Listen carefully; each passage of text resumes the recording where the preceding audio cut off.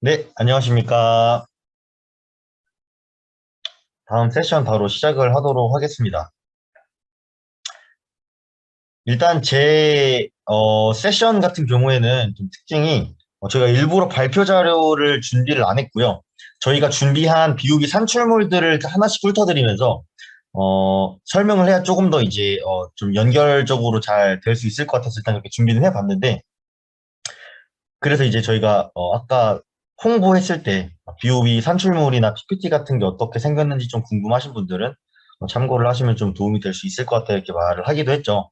그래서 저희 그 산출물들을 하나씩 보여드리면서 제 주제인 개인 공간 정보 보호에 관한 발표를 제가 보여드리도록 하겠습니다. 사실 BOB 산출물 같은 경우에는 그 다들 좀 민감해하는 부분들이 있어요. 좀 되게 열심히 만든 그 잠시만요. 뭐지? 열심히 만드는 어떤 그런 것도 있고, 조금, 뭔가 기술적으로 조금 담기 어려운 부분들이 또 있고, 좀 이런저런 것들 때문에, 많이들 조금, 공개하는 걸 꺼려하는 부분들이 있지만, 저희는 컨퍼런스를 준비를 하면서, 최대한 많은 사람들한테 좀 확산이 됐으면 좋겠다라는 생각에, 이제 조금 좀 이런 방법으로 좀 발표를 준비를 해봤습니다. 그래서 저희, 뭐, 앞쪽은 좀 최대한 넘어가고, 네. 일단은 그래서 오늘 세션 첫 번째, 두 번째 세션에서 했었던 말들을 최대한 제 스타일로 조금 정리를 해드린 다음에 그 다음에 이제 개인공간 정보 보호가 뭔지에 대해서 제가 말씀을 드리도록 할게요. 아까도 보셨다시피 디지털 뉴딜 2.0이라는 정책을 발표하면서 우리나라가 앞으로 이제 4년 남았죠. 4년간 이제 또 3년 남았는데 250조라는 정말 거액의 돈을 투자하겠다고 밝히기도 했고요. 또 이에 따라서 창출되는 일자리는 250만 개라고 할 정도로 정말 우리나라도 정말 진지하게 이 메타버스라는 것들을 좀 대하고 있다. 이렇게 말을 하면 저는 무리가 없는 상황입니다. 하지만 그럼에도 불구하고 이 메타버스에 대한 이해가 정말 없는 그런 수준이고 그런 시기이기 때문에 당연히 내가 뭔지도 모르는 것들을 이해도 제대로 안 되는 거에 지갑을 열 리가 없잖아요. 또 이런 정부의 주도적인 이런 산업 발전에 사람들이 지갑도 열고 경제가 활성화가 돼야 이런 것들이 잘 정착이 될 텐데 이런 관점에서 봤을 때 메타버스에 대한 너무 이런 혼잡성은 하등 도움이 안 되겠죠. 그래서 이제 저희가 이런 것들을 좀 해소하고자 메타버스를 계층화했다 이런 거고요. 메타버스를 총 세 가지로 나눠서 VR, AR, XR로 나눠서 이제 계층화를 한 거고 그렇게 한 이유는 메타버스 핵심 매개기기이기 때문에 됐고 또 메타버스를 같이 이제 정의를 하면서 저희가 맞닥뜨린 또 한 가지 혼란 MR과 XR은 도대체 뭐가 다른 것인가 실제로 정의를 많이 다르게들 하고 있지만 실제로는 까놓고 보면 아무런 차이가 없는 것처럼 보이는 그런 이제 기투 기술인데요.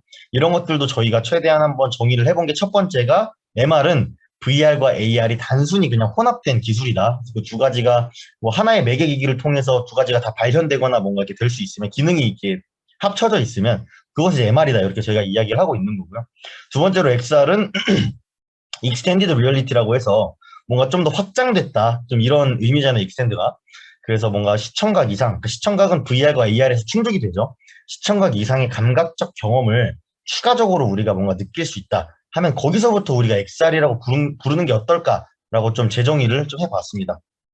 이거를 좀 해결하고 난 다음에 그 다음에 이제 메타버스 또 여기 계신 분들은 다 이제 처음부터 끝까지 들으신 분들 같은데 메타버스 정의가 정말 혼잡해요. 증강현실, 라이프로깅, 가상현실, 미러월드, 가상세계 뭐부터 시작해서 이거 말고도 더 엄청 많습니다. 사람마다 다 정의하는 게 다르기 때문에.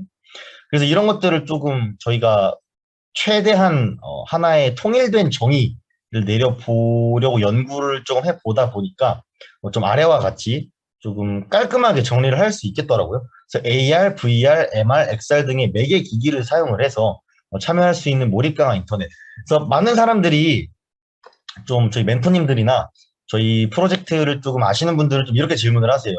그럼 VR, AR, MR, XR 등의 매개기기가 없으면 그럼 메타버스가 아닌가? 뭐 예를 들면 게더타운이나 VR, AR 등을 지원을 안 하는 것들도 메타버스 플랫폼이라고 홍보하는 것들이 있는데 그럼 걔네는 메타버스가 아니냐? 이렇게 질문하시는 분들이 계세요.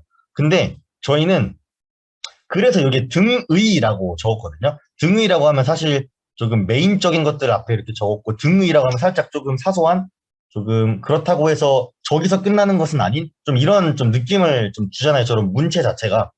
그래서 그렇게 담아봤고요.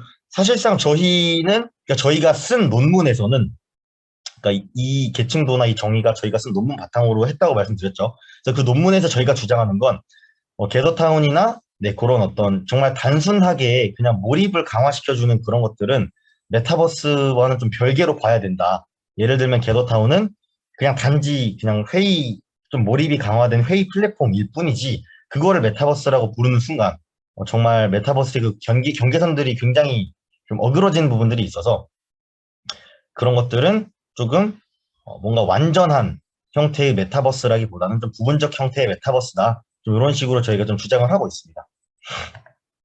그 다음에 이제 방금 세션에서 보셨었던 계층도죠. 계층도를 한 번만 또 보여드릴게요. AR 계층도는 이렇게 정의를 했고 XR 계층도도 이렇게 감각적 경험의 확장, 아까 말씀드렸었던 그런 것들이 확장된다면 이제 XR 계층도다. 이렇게 좀 쭉 정리를 해드렸습니다. 그래서 지금까지 이제 제가 앞선 세션들에 대한 좀 정리를 조금 해봤고요. 그 다음으로 이제 제가 말씀드릴 게 바로 개인 공간 정보라는 겁니다. 그래서 이 개인 공간 정보가 뭔지에 대해서 잠깐만 제가 짚고 넘어가자면 이제 공간 정보가 뭔지는 그냥 직감적으로 느껴지시죠. 어떤 공간에 대한 정보, 그냥 공간 정보입니다. 그게 개인 정보 이제 개인에 대한 정보고 공간 정보는 공간에 대한 정보다. 이렇게 말씀을 드릴 수가 있는데 지금 이 개인 공간 정보도 말 그대로 공간 정보가 개인에 대한 민감성이나 개인을 식별할 수 있거나 이런 것들을 담고 있는 경우에 부가적인 민감적인 정보를 담고 있는 경우에 그것은 개인 공간 정보라고 해야 된다라고 저희가 이야기를 하고 있는데 일단 국내 공간 정보 관련 법률들을 보시면 총 10가지가 있습니다. 저희가 다 찾아봤는데 법률, 그러니까 강제성이 있는 법률은 총 10개밖에 없어요. 그 이상은 없습니다. 그래서 법률 10개를 쭉 저희가 이제 프로젝트 하면서 밤새면서 이제 다 분석을 해봤는데 모두 다 하나도 예외가 없습니다. 국가 공간 정보, 즉 국토, 그러니까 우리나라 그 대한민국이라는 땅이나 뭐 건축물 이런 것들, 뭐 문화, 재단, 뭐 문화 이런 것들에 대한 국토 공간 정보만 그 대상이에요. 보호와 관리의 대상이 되는데 그 이외적인 공간 정보는 하나도 명시가 안 돼 있고 뭔가 보호받아야 된다라는 그런 법적 근거가 하나도 없더라고요. 하지만 그럼에도 불구하고 개인 공간 정보, 즉 공간 정보가 개인에 대한 어떤 다양한 정보를 담고 있는 케이스들이 정말 많습니다. 제가 추후에 계속 설명을 드릴 테지만 저희가 메타버스 코리아라는 컨퍼런스에 직접 참여를 해서 메타버스 서비스 기업들, 플랫폼 기업들의 인터뷰를 저희가 진행을 했었는데 이때 민감한 공간 정보 처리에 관한 법, 그러니까 예를 들면 개인 공간 정보죠. 이런 거에 대한 법이 없다 혹은 없는 걸로 알고 있다라고 다들 답변을 해주셨습니다. 있다라고 하신 분들이 한 분도 안 계세요. 하지만 조금 이제 그러니까 저희가 뭔가 개인 공간 정보라는 걸 뭔가 좀 너무 과장하는 거 아니냐, 그거 그냥 개인 정보 아니냐, 뭔가 너무 좀 해석에 과장을 하는 거 아니냐라고 생각을 하실 수 있는 분들께 저희가 좀 반박을 해드리자면 여기 보시면 국토지리정보원 국토공간정보 보안 규정이라는 게 있습니다. 이거는 법률이 아니라 행정규칙이에요. 강제성이 없습니다. 행정규칙인데 여기에 이렇게 나와 있는 게 있어요. 제3장 8조에 보시면 공개될 경우 개인정보를 침해할 우려가 있는 공간정보를 공개를 제한해야 된다. 보호해야 된다. 좀 이렇게 명시를 하고 있기도 했고 또 저희가 이제 한국정보보호학회 동계학술대회 이 개인공간정보 관련된 논문을 수고를 해서 이제 심사가 통과가 돼가지고 됐는데 여기에 이제 저희 리뷰를 남겨주신 교수님 중에 한 분이 네, 이 공간 정보가 개인에 대한 개인 정보가 이제 포함되거나 연결될 수 있다는 어떤 접근 방식에 대해서는 공감을 하신다. 이렇게 하기도 하셨고 또 저희 이제 BOB 멘토링 받으면서 어떤 멘토님들의 의견을 좀 종합해봐도 충분히 네, 어떤 좀 과장된 접근이 아니다. 이런 식의 좀 말씀을 드리고 싶었고요. 본 슬라이드에서는. 그래서 개인 공간 정보라는 게 보호받으려면 어떻게 해야 되냐. 저희가 주장하는 건 알겠는데 그래서 개인 공간 정보를 뭐 어쩌자는 거냐. 당연히 법의 보호를 받게 시켜야 됩니다. 그래서 개인 공간 정보에 대해서 이 다음 장에서 제가 좀 더 디테일하게 설명을 드릴 거예요. 그래서 지금 법의 보호 아래에 있는 것들은 이제 국가 공간 정보밖에 없으니까 이거를 조금 더 확장해서 범위를 늘려서 여기 안에 개인 공간 정보를 좀 담아야 된다라는 이야기를 하고 있는 거고 여기 보시면 보호받아야 하는 공간 정보는 국토 공간 정보뿐만 아니라 개인 공간 정보도 그 대상이 되어야 된다. 그래서 개인 공간 정보가 뭐냐? 공간이나 공간적 특성이 개인정보와 결합했을 때 개인에 대한 부가적인 정보를 유추할 수 있게 하는 정보라고 이게 나와 있는데, 여기 이제 공간적 특성이 아래와 같습니다. 공간 자체의 생김새나 공간에 고정적으로 배치된 자연 사물, 구조물들의 위치, 그리고 공간과 그 주변의 자연적 또는 인공적 환경. 그러니까 이런 것들로 하여금 여러분들이 개인이 식별되거나 여러분들 개인에 대한 불필요한 민감 정보, 법적으로 그 개인정보보호법 그 시행령 제28조에 보시면 민감 정보에 대해서 좀 더 디테일하게 나와 있는데, 거기에 첫 번째로 이제 뭐 성생활이나 이런 사생활들이 있고요. 두 번째로 보면 정치 성향, 세 번째가 뭐 건강, 그 이외에 뭐 노동조합의 가입, 좀 이런 것들이 나열이 되어 있습니다. 그래서 그런 것들이 하나의 영상 정보나 공간 정보에 드러나 있다면, 또 그것을 수집하는 플랫폼이 있다면, 그거에 대해서는 우리가 조금 뭐 비식별화 처리를 통해서 좀 보호받을 필요가 있다. 좀 이렇게 저희가 주장을 하고 있습니다. 그래서 다음 보시면은 개인 공간 정보를 수집하고 활용하는 예시들이에요. 보시면 미티, 이케아 플레이스, 하우즈, 또 애플에도 이런 게 또 하나 있는 걸로 알고요. 점프 AR이나 MMP 같이, 이게 저희가 그냥 대표적으로 5개만 뽑아온 거지, 개인 공간 정보를 수집 및 활용하는 예시는 주로 메타버스 서비스들.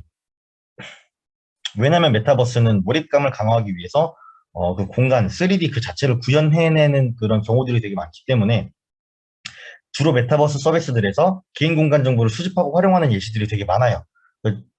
보시다시피 이렇게 5가지가 있는데, 어, 여기 이케아 플레이스나 미티 하우즈 같은 걸 예로 들면 핸드폰으로, AR 기술입니다. 핸드폰으로 저희 방이나 개인 공간을 찍어서 보내면 거기 안에 뭐 이 AI 같은 걸로 통해서 분석을 하는지 모르겠지만, 이 방은 뭐 어떤 누구의 방인 것 같고, 뭐 마케팅적인 것들 있죠. 뭐 어떤 제품을 추천해 준다든지, 아니면은 가구 배치 같은 걸 도와준다든지, 이케아 플레이스 같은 경우에는 이케아 자사의 어떤 가구 제품들을 이렇게 뭐 배치하는 걸 도와준다든지 이런 기능들을 제공을 합니다.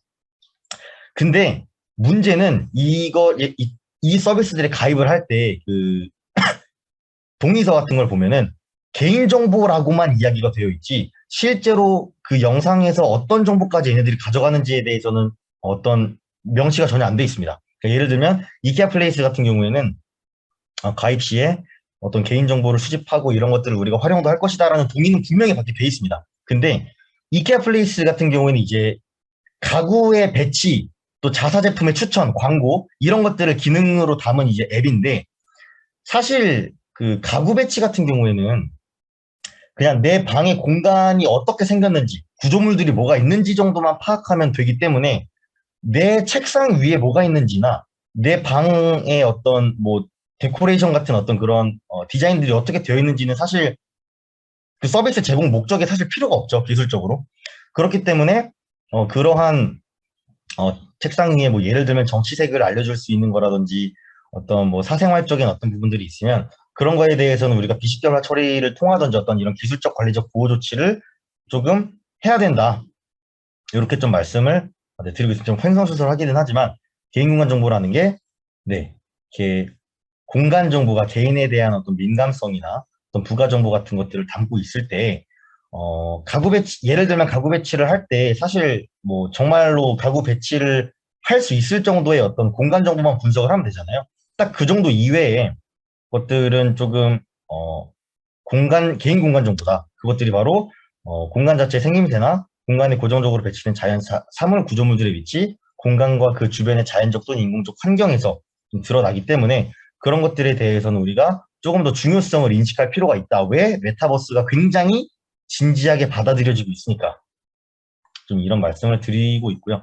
그래서 저희가 이제 이걸 토대로 이제 만든 게 개인 공간 정보 보호 가이드라인이라는 걸 만들었습니다. 이건 저희 BOB 최종 산출물이고요. 한번 조금 보여드릴게요. 아직 완성판은 아니지만 뭐 어느 정도는 저희가 좀 만들었기 때문에 자신 있게 보여드릴 수 있을 것 같습니다. 좀 불필요한 부분들은 좀 지나가겠습니다. 그래서 보시면은 네, 개인 공간 정보라는 걸 이렇게 쫙 저희가 목차로 구성을 해서 뭐 이렇게 만들어 봤고요.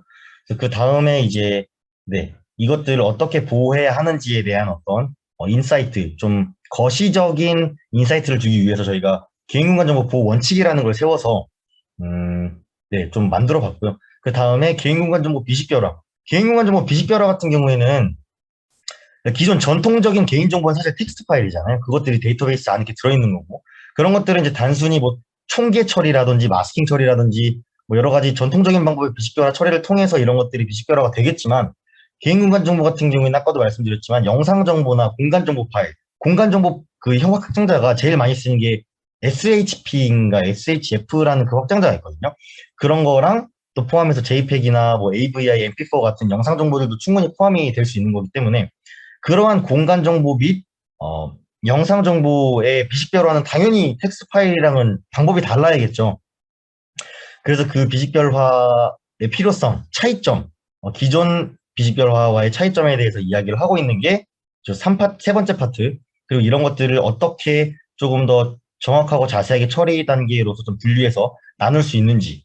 왜냐하면 좀 더 이제 그 아까 위에서 거시적인 관점에서 이거를 조금 봤다면 여기에서는 이제 좀 더 이제 미시적으로 파고들어서 그래서 이런 것들을 그 어떠한 것들을 이제 실제적으로 태스크를 수행을 해야 되는지 그런 것들에 대해서 최대한 좀 제공을 해봤습니다. 그래서 이런 것들이 이루어진 이후에 또 사후 관리 측면에서 기술적 관리적 보호 조치 또 유지 보수 측면에서 어떤 것들이 필요한지에 대해서 일단 최대한 담아봤고요. 좀 보여드리자면 네, 기요 부분에서 여러분들이 지금 세션에서 보셨었던 것들 다 여기에 들어있습니다. 막 이야기 많이 했었던 것도 여기 들어있고요. 계층도 관련해서도 많이 들어있고 개인 공간 정보에 대해서 좀 정리를 해봤고 예시와 또 네, 그래서 여기부터 시작을 해서 개인 공간 정보 보호 원칙에 대해서 조금 제가 설명을 드리자면 동의 수집 사실 개인 정보도 동의 수집이 있어요. 근데 이게 왜 다르냐면 아까도 말씀드렸지만 지금 개인 공간 정보를 수집하고 활용하는 기업들의 그 동의 그 가입 시에 그 보는 그 이용 제공 동의서 이런 것들을 보면은 개인 공간 정보나 이 서비스를 제공하기 위해서 정확히 우리가 너의 어떤 정보까지 알게 될 수 있는지에 대해서 명시를 하지 않습니다.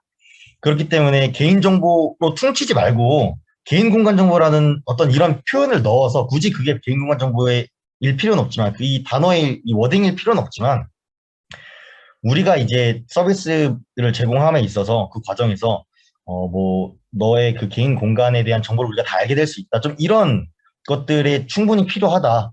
그렇기 때문에 동의 수집이 필수로 필요하다 이렇게 좀 넣어봤고요. 그 비식별화 같은 경우는 아까 말씀드렸지만 네, 당연히 그 텍스트 파일이나 또 기존 그 레거시적으로 이제 진행되고 있는 비식별화랑은 그 방법이 달라야 되고 또 재식별화될 수 없는 강도와 방법으로 처리를 해야 된다. 좀 이런 게 당연히 달라질 것들이 있기 때문에 이렇게 담아봤고 또 반복 확인 같은 경우에는 이제 개인 공간 정보가 어, 단일 정보만을 담고 있지 않습니다. 예를 들면 개인 정보는 이름이면 이름만 갖고 있고 뭐 나이면 나이 뭐 이런 것들이 그냥 되게 단일 정보죠. 김주환이면 그냥 김주환이라는 개인 정보가 있는 거지.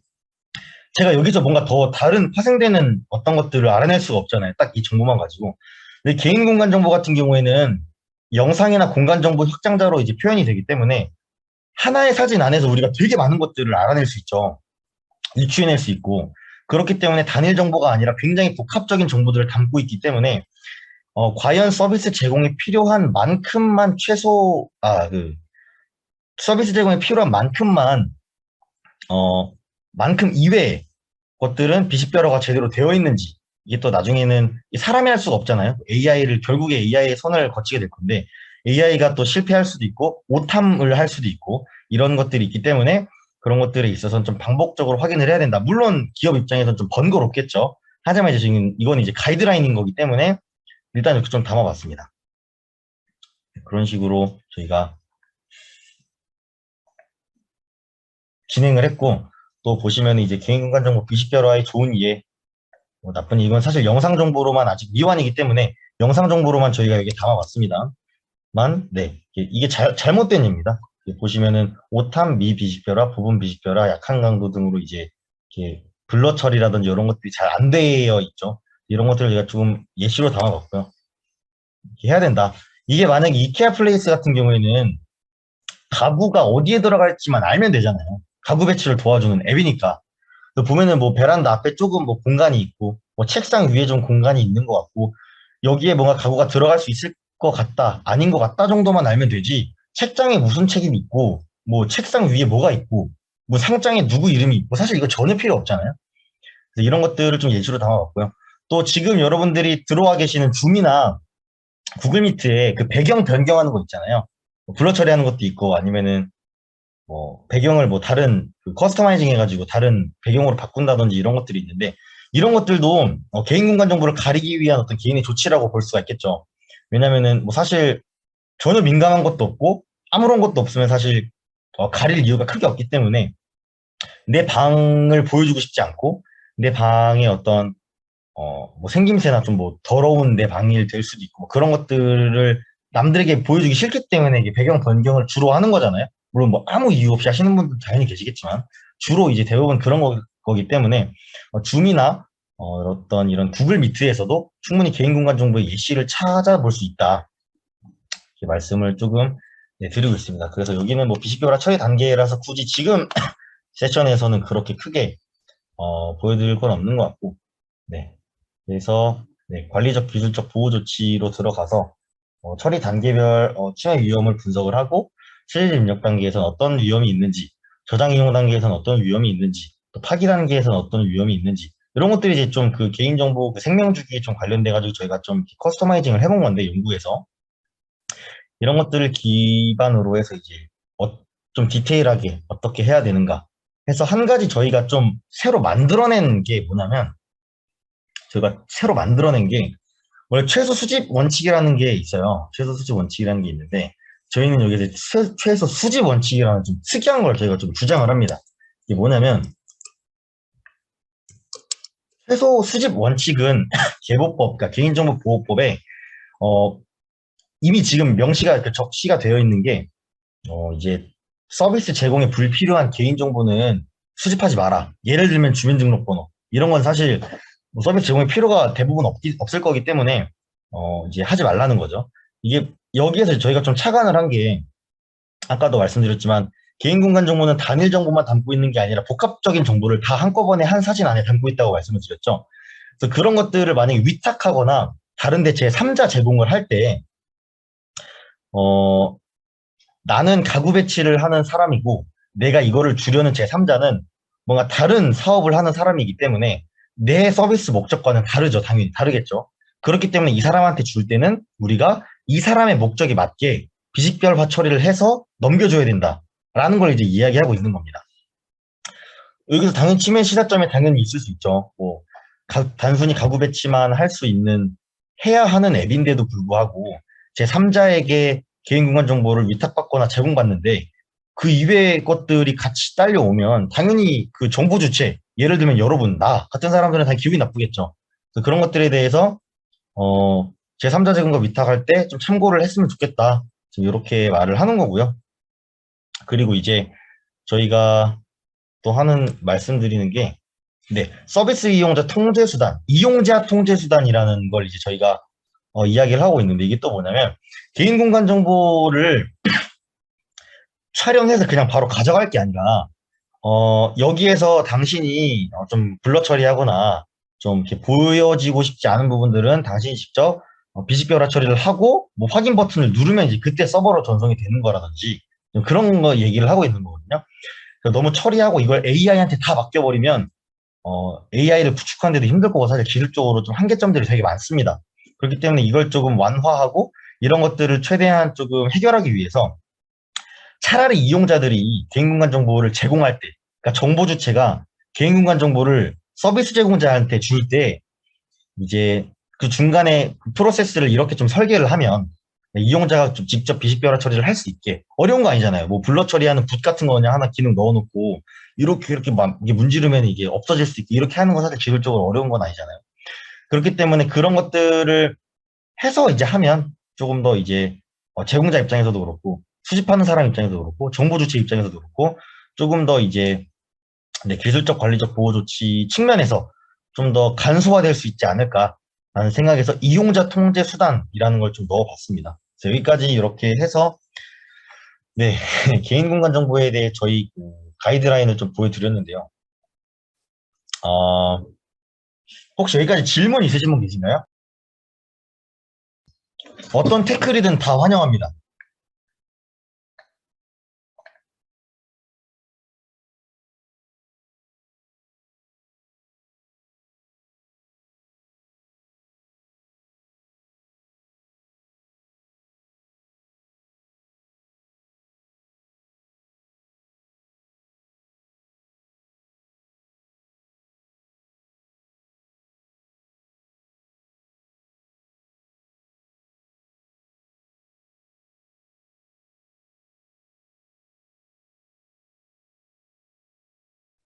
이제 뭐 질문이 딱히 없으신 것 같아서 조금 더 이제 제가 조금 더 말씀을 드리자면 제가 개인공간 정보 그 자체에 대한 좀 설명을 조금 덜 한 것 같아서 그거에 대해서 좀 설명을 드리자면 요건 이제 저희가 가이드라인을 리뷰를 받은 내용이에요.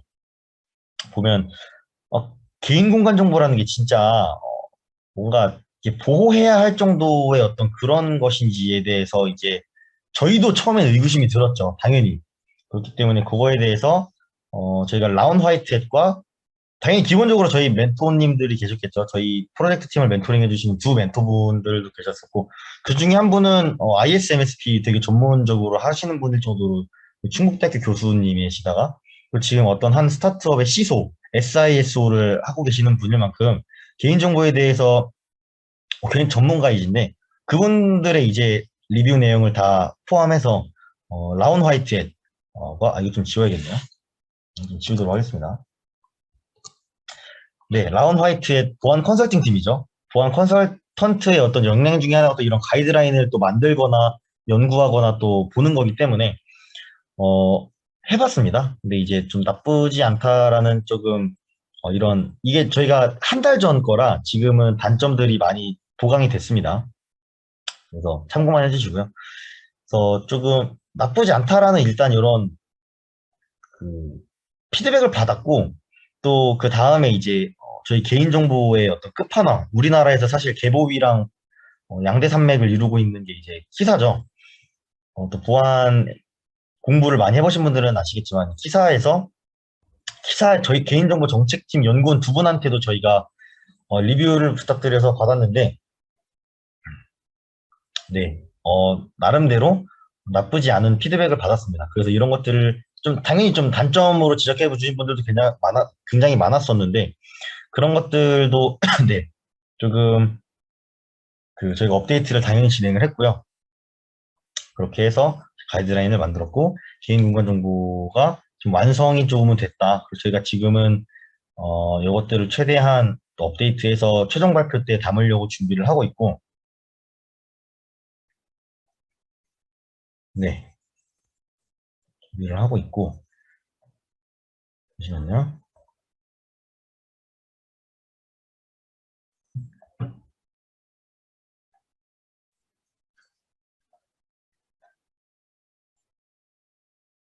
네 그렇게 해서 개인 공간 정보라는 게 좀 탄생을 했습니다. 그래서 이게 잘 됐으면 좋겠습니다. 저도 그래서 최근에 저희가 입법 제안 대회라고 네, 입법 제안 대회 국회에서 실시하는 건데요. 거기에도 제가 참여를 해서 이 개인공간 정보를 조금 진지하게 바라봐야 될 필요가 있지 않냐. 좀 뭔가 공간 정보 중에 개인 공간 정보라는 것도 충분히 있을 수 있고 지금 이런 것들로 돈을 벌어먹고 있는 서비스들이 있는데 이런 것들로 미뤄봤을 때 또 메타버스의 발전 그 양상을 미뤄봤을 때 이 개인 공간 정보라는 것도 충분히 있을 법하지 않냐. 좀 이런 것도 좀 뭐랄까 법에서 어느 정도는 좀 규율을 하는 게 안전하지 않을까 좀 어떤 범죄나 이런 역기능들의 예방 입장에서 그런 관점에서 그런 이야기들을 하는 게 이제 네, 저희 입법 제안서까지 저희가 제출을 했습니다. 근데 이게 22일에 발표가 되거든요. 12월 20일. 이거 상을 탈 수 있을지 없을지는 모르겠습니다. 뭐 우수 제안상 같은 걸 받아야 일단 뭐그 사람들도 좀 그 검토를 진지하게 좀 해보겠다라는 좀 그렇게 또 볼 수 있는 거니까 네 그렇게 진행을 해서 네.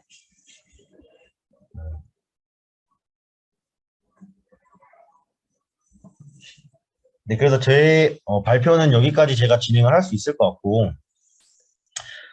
좀 많이 빨리 끝난 것 같은데, 혹시 또 질문 있으신가요?